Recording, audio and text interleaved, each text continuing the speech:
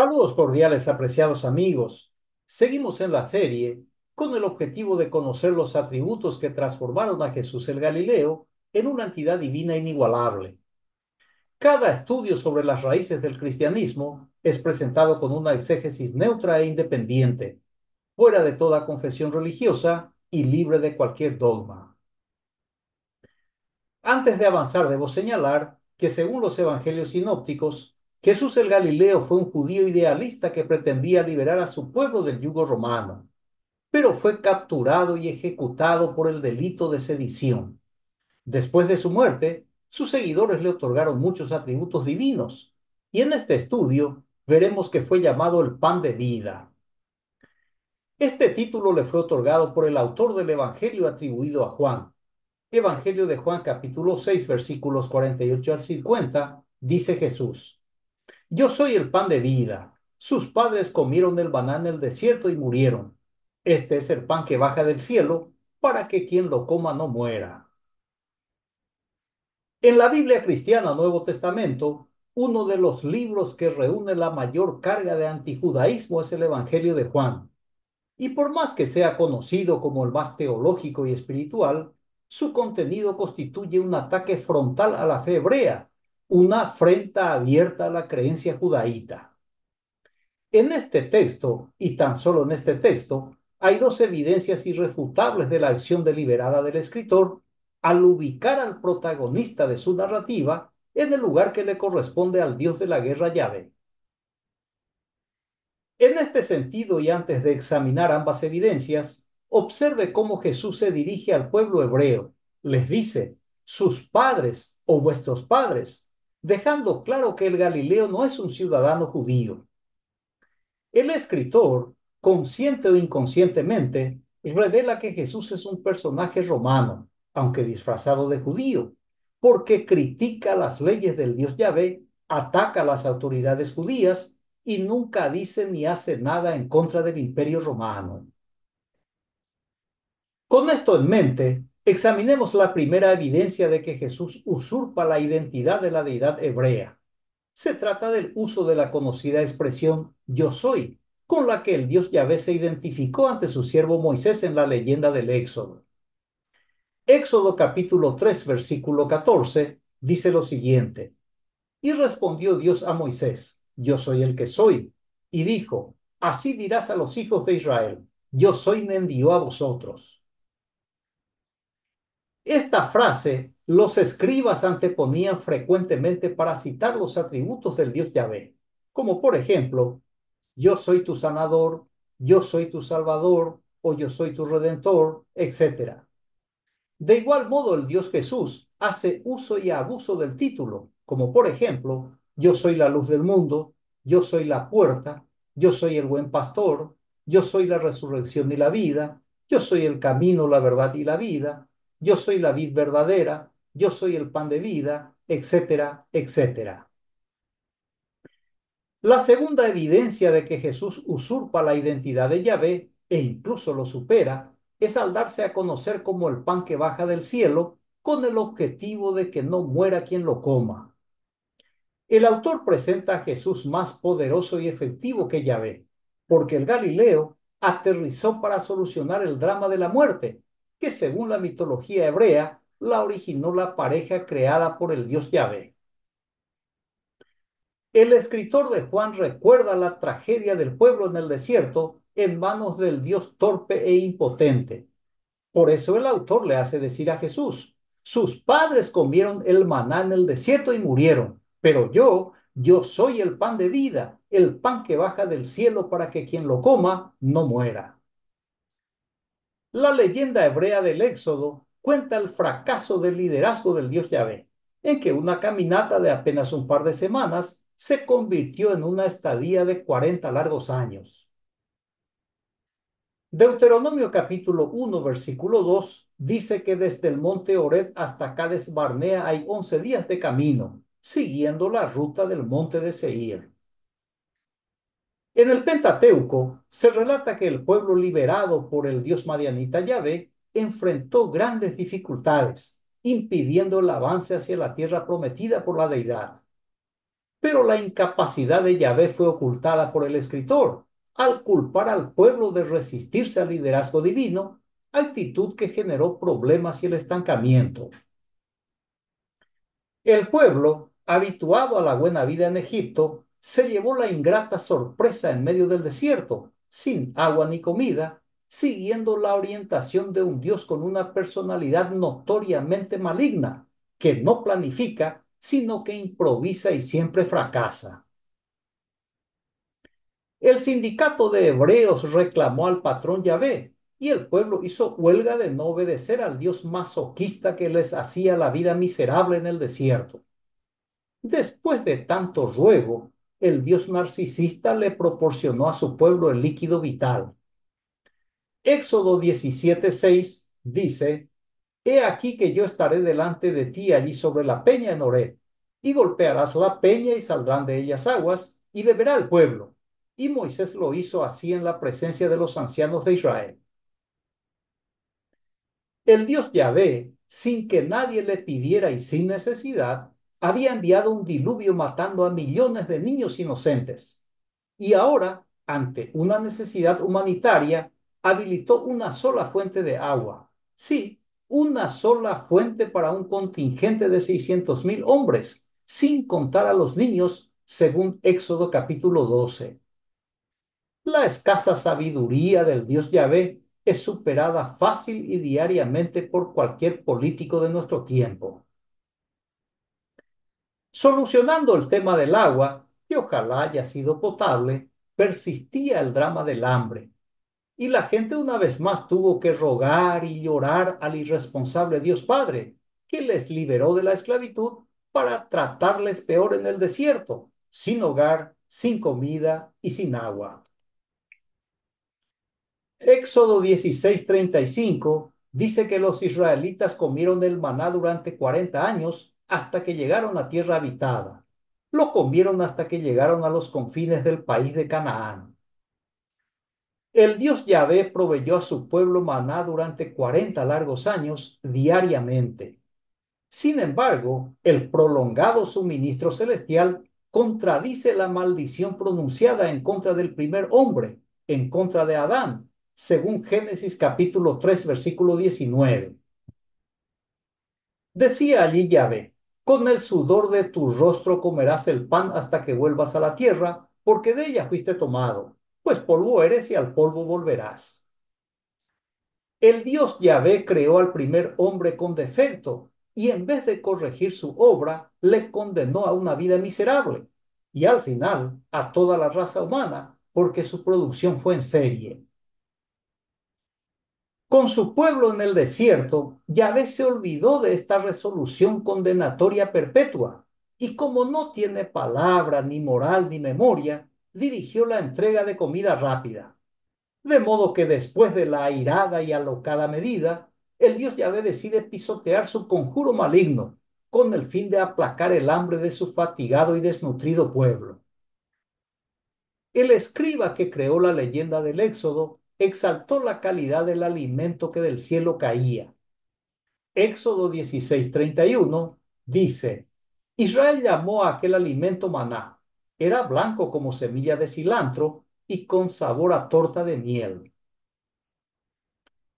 Según el texto, cabe suponer que los seres celestiales se dedicaban a la apicultura y que la producción de miel de abeja habría sido tan abundante como para preparar el sustento diario de 600,000 hombres, sin contar a los niños.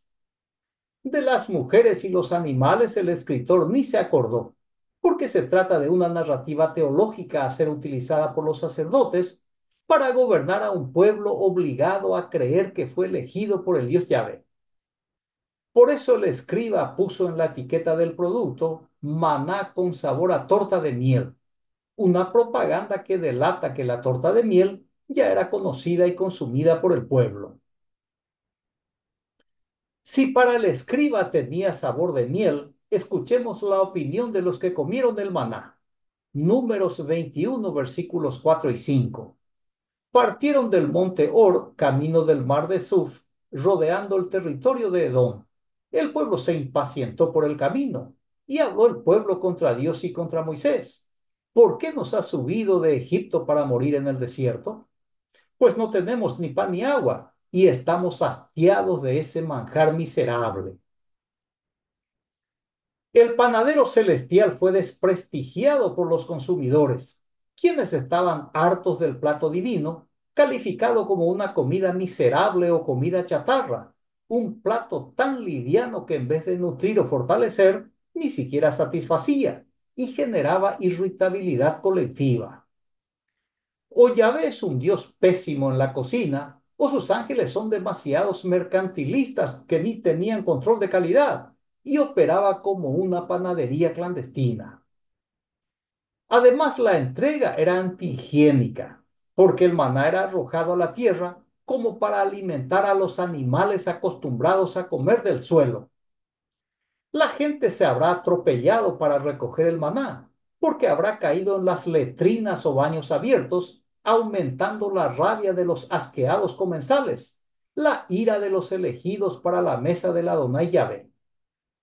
Irónicamente, este mismo Dios exigirá a su pueblo que se lave las manos antes de comer. Así que la gente estaba hastiada del pan liviano llamado maná, estaba tan fastidiada que decidieron pedir carne a su redentor Yahvé. He aquí la respuesta del bondadoso Padre. Números 11, versículos 19 y 20 dice: No un día, ni dos, ni cinco, ni 10, ni 20 la comerán, sino un mes entero, hasta que les salga por las narices y les dé náuseas. Pues han rechazado a Yahvé que está en medio de ustedes y se han lamentado en su presencia diciendo: ¿Por qué salimos de Egipto? El Dios Yahvé desconocía que el cuerpo humano necesitaba de proteínas y que se podía suplir con la provisión de carne. Curiosamente, el pueblo, más sabio que su Dios, le pidió que cerrara la panadería y habilitara la carnicería. Pero esa idea le molestó al Dios Yahvé, le irritó profundamente, tanto que decidió una vez más maltratar a la niña de sus ojos. Yahvé montó en cólera como de costumbre y garantizó a su pueblo que le daría carne durante un mes entero, pero aclara que no lo va a hacer por comprensión ni compasión, ni para que sean saludables, sino por rabia, para que coman hasta que les salga por las narices y les dé náuseas. Este es el Dios que exigía a su pueblo que le adore en el desierto. Precisamente por el carácter del Dios de los hebreos, cruel e inhumano, en el siglo segundo de nuestra era, Marción enseñó que el verdadero ser supremo era el Dios benévolo que envió a Jesús, un Dios diferente y opuesto al malévolo Dios creador del Antiguo Testamento. Por eso Marción rechazó todo el Antiguo Testamento. Muy bien, dejemos al Dios hebreo y sigamos con el Dios romano. Evangelio de Juan capítulo 6 versículo 51. Dice Jesús: Yo soy el pan vivo bajado del cielo.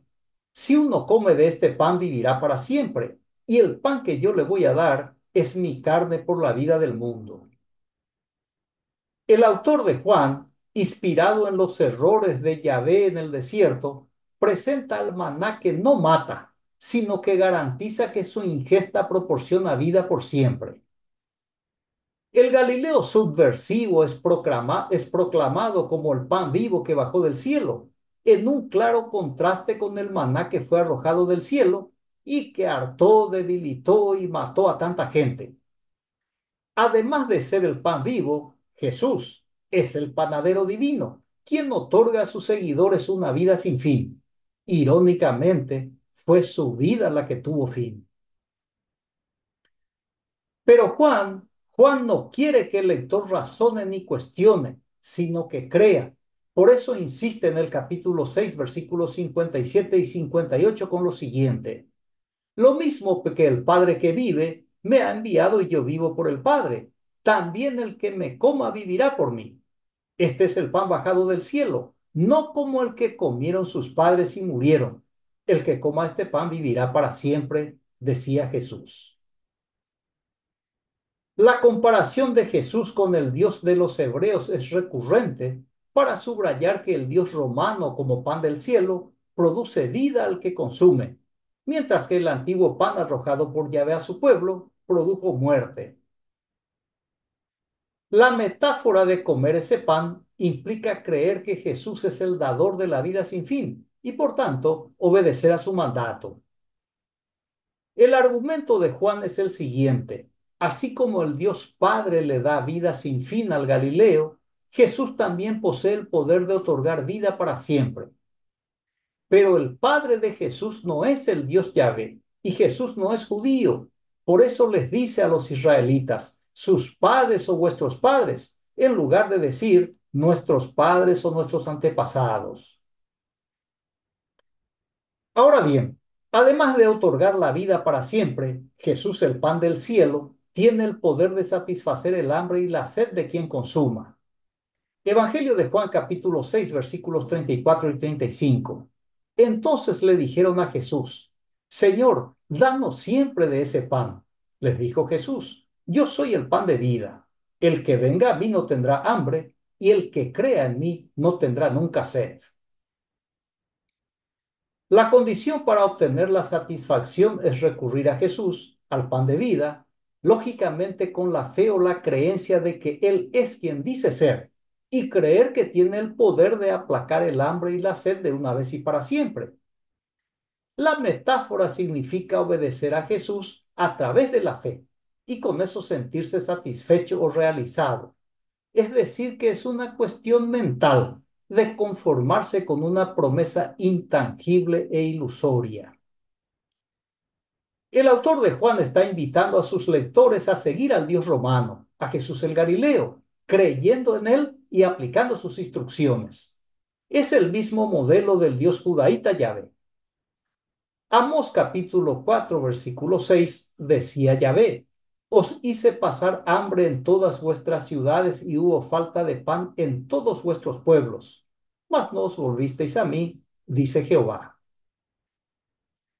Después de que se impusiera a Yahvé como el Dios único en la fase posexílica, el pueblo hebreo seguía creyendo y sirviendo a otros dioses, como lo comprueba la arqueología.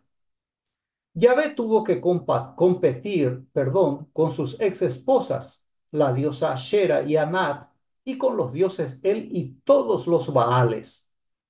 El dios Yahvé nunca pudo conquistar al pueblo con sus poderes, porque no tenía, y los atributos que poseía le fueron concedidos falsa y generosamente por los sacerdotes judaítas, quienes se beneficiaban con el uso de su nombre. De modo que la única manera de someter al pueblo fue a través de la amenaza y el miedo, exactamente como en el desierto, donde el Dios impotente le privó a su pueblo de pan y de agua. Yahvé es presentado como un Dios manipulador por el profeta, porque es un Dios creado a la imagen e intereses del reino de sacerdotes. En el texto de Juan, Jesús o el pan del cielo es totalmente diferente. Es amable, es cordial, es abierto. Y lo más importante es que no amenaza, ni siquiera presiona a la gente. Juan capítulo 5, versículo 24, decía Jesús: Les aseguro que quien presta atención a lo que yo digo y cree en el que me envió, tiene vida eterna, y no será condenado, pues ya ha pasado de la muerte a la vida. Jesús es un personaje dotado de la misma habilidad manipuladora del Dios Yahvé, pero como siempre es superior a Yahvé, porque el Dios hebreo le presionaba a su pueblo con hambre, pestes, guerras, y en último caso le entregaba en manos de un imperio. Pero todo era pasajero, hasta que se le pasaba la bronca santa y empezaba un nuevo ciclo. Sin embargo, el Dios romano Jesús, a quien no cree en él, lo manda a juicio sin derecho a defensa y solo para oír la sentencia preparada de antemano, la condena. En ese proceso tramposo y vergonzoso, el Dios Jesús es el fiscal acusador y el juez al mismo tiempo, pero irónicamente se le presenta a Jesús como juez justo y abogado de los pecadores. Pero del mismo modo que Yahvé es un Dios celoso y como panadero celestial orgulloso, así también Jesús es un Dios narcisista y como pan de vida exclusivista. Por ejemplo, Mateo capítulo 16, versículos 6 y el 12 respectivamente. Y Jesús les dijo, mirad, guardaos de la levadura de los fariseos y de los saduceos. Entonces entendieron que no les había dicho que se guardasen de la levadura del pan, sino de la doctrina de los fariseos y de los saduceos. Si la industria panificadora del Galileo ejecutado fuese superior y única, no tiene sentido que tenga miedo de la competencia, a tal punto de alertar a sus discípulos que se cuiden de la doctrina de los fariseos y de los saduceos. Cuando el producto es bueno, no necesita de mucha propaganda, porque los consumidores se encargan de recomendar el consumo por experiencia propia y no por el efecto publicitario. Advertir a sus seguidores de cuidarse de la doctrina de sus rivales es porque la doctrina oficial de la creencia judía es mejor que la doctrina del norteño. Así que no le quedó más remedio que criticar a los panaderos que opacaban su levadura romana. Este mismo fenómeno sucede entre las religiones. Una desvirtúa o sataniza la doctrina de la otra, dejando claro que la suya es la correcta. Esta intolerancia también se observa entre las iglesias de la misma denominación y es la principal causa de su constante división. El ministerio del Galileo ajusticiado estaba centrado en criticar siempre a sus adversarios. Lucas capítulo 12, versículo 1 dice lo siguiente: en esto, juntándose por millares la multitud, tanto que unos a otros se atropellaban, comenzó a decir a sus discípulos primeramente, guardaos de la levadura de los fariseos, que es la hipocresía. Jesús acusa de hipocresía a los panaderos que monopolizan el mercado israelita. Jesús culpa de hipocresía a los maestros autorizados por el clan judaíta para enseñar al pueblo la ley de Moisés o de Yahvé.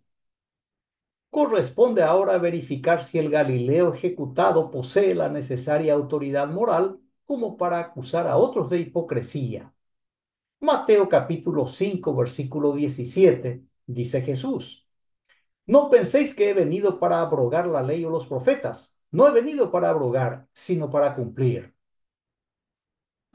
Ante la multitud congregada para oír el famoso Sermón del Monte, Jesús aseguró que su propósito es cumplir la ley o los profetas. Sin embargo, el Galileo criticó las leyes y las costumbres judías, violó el sabbat, reformuló las leyes con el empleo de la frase, oísteis que fue dicho, pero yo os digo. Estableció un nuevo mandamiento, proclamó su propio reino, se identificó como el rey de Israel sin ser nombrado, se proclamó el Mesías de Israel sin serlo, blasfemó al hacerse igual a Dios, se identificó como el Salvador de Israel sin hacer absolutamente nada para librar al pueblo de los romanos. Observando esta lista incompleta, podemos concluir que Jesús no fue ningún santo, sino un gran mentiroso, un reverendo hipócrita. La única ley que Jesús fue obligado a cumplir fue la pena capital, y a pedido de su propio pueblo, hastiado de tantas mentiras y promesas ilusorias. Veamos otra evidencia de la conducta hipócrita del Galileo. Mateo capítulo 5, versículo 22. Pero yo les digo que cualquiera que se enoje con su hermano será condenado. Al que insulte a su hermano, lo juzgará la Junta Suprema. Y el que injurie gravemente a su hermano se hará merecedor del fuego del infierno. La imagen de Jesús en este versículo es la de un hombre extremadamente respetuoso, pero es solo un discurso, y por más piadoso que sea, nunca podrá ocultar el odio con que el Galileo se refirió a todas las autoridades judías, a los fariseos, saduceos, sacerdotes, sumos sacerdotes, incluso al rey Herodes. Fue Jesús quien se enojó, insultó e injurió a sus hermanos, haciéndose merecedor del fuego del infierno. Otra evidencia de la conducta hipócrita del Galileo, paz y amor, está en Mateo 10:34 al 36. Dice Jesús, no penséis que he venido a traer paz a la tierra. No he venido a traer paz sino espada, porque he venido a poner en enemistad al hombre contra su padre, a la hija contra su madre y a la nuera contra su suegra. Así que los enemigos del hombre serán los de su casa. Esta fue la única y auténtica misión de Jesús y la cumplió porque se llenó de enemigos acusando a todo el mundo, demostrando una personalidad conflictiva y agresiva. Su conducta explosiva e incendiaria quedó registrada en Lucas capítulo 12, versículo 49. Dice allí Jesús, yo he venido a prender fuego en el mundo y cómo quisiera que ya estuviera ardiendo. Con justa razón, Pablo prohibió a los corintios que hablaran, o mejor dicho, a los corintios que hablaran de este hombre salvaje y lo sustituyó por el Cristo de su producción, con una imagen mejorada pero imperfecta, como la imagen de cualquier otro Dios creado por el ser humano. Segunda Corintios 5:16 escribía Pablo, de manera que nosotros de aquí en adelante a nadie conocemos según la carne, y aun si a Cristo conocimos según la carne, ya no lo conocemos así. Muy bien, concluyo la exposición con la observación del comediógrafo latino Plauto. En una mano lleva la piedra y con la otra muestra el pan. Agradezco su amable atención. Reciba un fraterno abrazo y hasta el próximo estudio. Gracias.